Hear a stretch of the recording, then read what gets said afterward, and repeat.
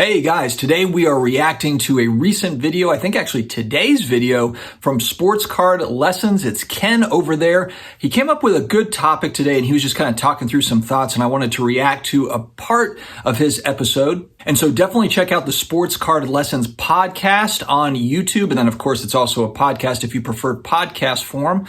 So Ken is talking about how he was actually in my neck of the woods over the last couple of weeks. He was in Apex, North Carolina, which is about 30-40 minutes away from me. And he was at a shop that is very well known in this area. It's Cardiacs Sports and Memorabilia. Great shop. And a little bit about Ken too. He is a dealer / collector, I think would be the best way to describe him. I'm going to be actually on his podcast this week, or actually, no, it's next week. I'm not sure when that episode will come out, but we're actually going to record it. I believe it's next week. So I'm looking forward to catch up with Ken. But yes, he was down here. He's got family down in this area and he was visiting Cardiacs, which is a very popular shop in this area. And he was commenting on the fact that it was absolutely packed. And I believe he did go on a Saturday, but there was not any sort of special event or anything that was going on. It was just the way that the shop is. And I've been there before and it is very busy. I mean, it stays busy. And the one thing that he did comment on that I thought was interesting. Wait, guys, before I go forward, big shout out to video sponsor DC Sports 87. Recently, I was talking with a couple of my hobby buddies, Chris, baseball card collector, investor, dealer, as well as Flippin' Steve, my co-host on Off Centered. And I was telling them I've probably got anywhere from 40 to 50 slabs that are anywhere from $10 to maybe $100 tops. And I just do not want to list them on eBay. It just, all the time and effort of packing, shipping, all that stuff.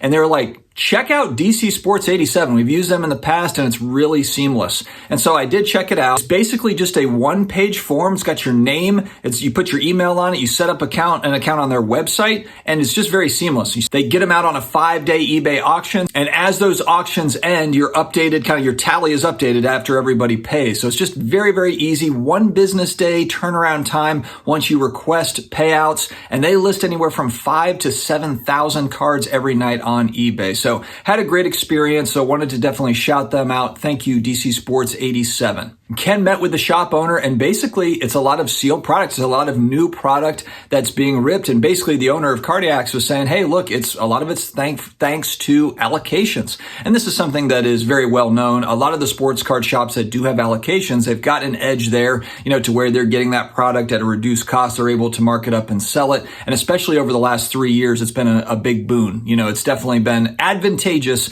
to have those allocations. Cardiacs is a company though that's been around for I think 20 plus years. They've been in this area for a long time. They've really earned that. I mean, think about it too. They had allocations. They were buying product when nobody wanted it. So they were also buying the hot stuff along with the stuff that really wasn't very popular and then trying to get rid of it and so forth. So I know that a lot of card shops, they get kind of this, you've got allocations. It's just like printing money. Yeah, but you also got to go back. A lot of these shops ran lean for a long time. They did not make a lot of money having allocations. It's just so happened that we've been in a huge boom lately in sports cards. And so what this messaging to me is people are excited to open product. And it got me thinking because product's still expensive and it's not retail.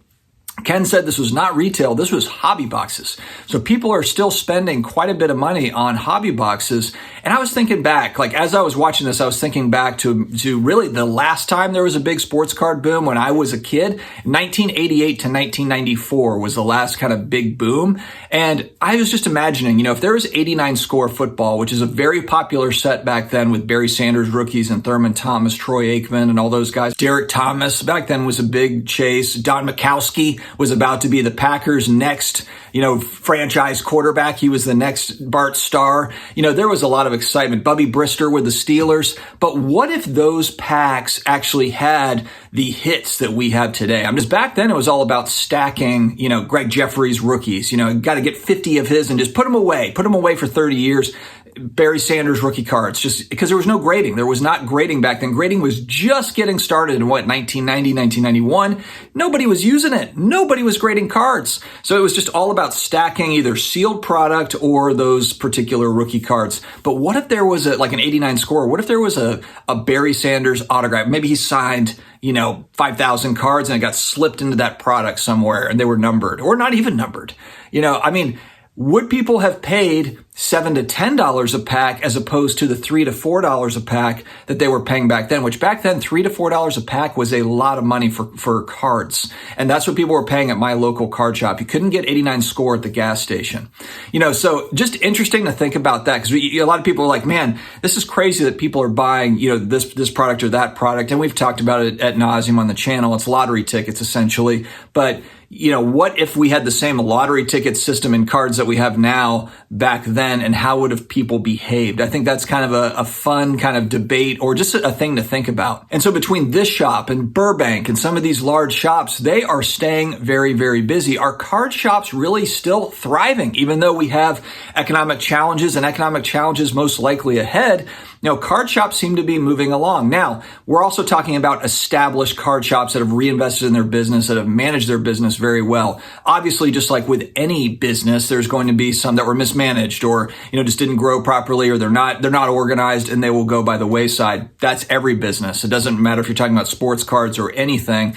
But I really hope that when Fanatics really takes over in a couple of years and they've got everything, that they reward distribution to these sorts of card shops, because these shops have been around for a long time. They were doing it before it was cool. They've been doing it since that last boom, since the early 90s, and a lot of them have stayed on through. And I just really hope that they're not cut out when it comes to product and it just goes straight to consumer, for a lot of the stuff, because Fanatics has the capability to do that. I do hope that, those shops that have really kind of stood the test of time are rewarded, for staying the test of time. So I thought that was an interesting debate. Sports card lessons. Check out Ken. He's on YouTube. He's in podcast form as well, and just an overall good dude, and brings both a dealer perspective, because he does set up his shows, as well as a collector perspective, because he has his own collection as well. So interesting stuff. All right, guys, stay healthy, stay awesome, and I will talk to you again later.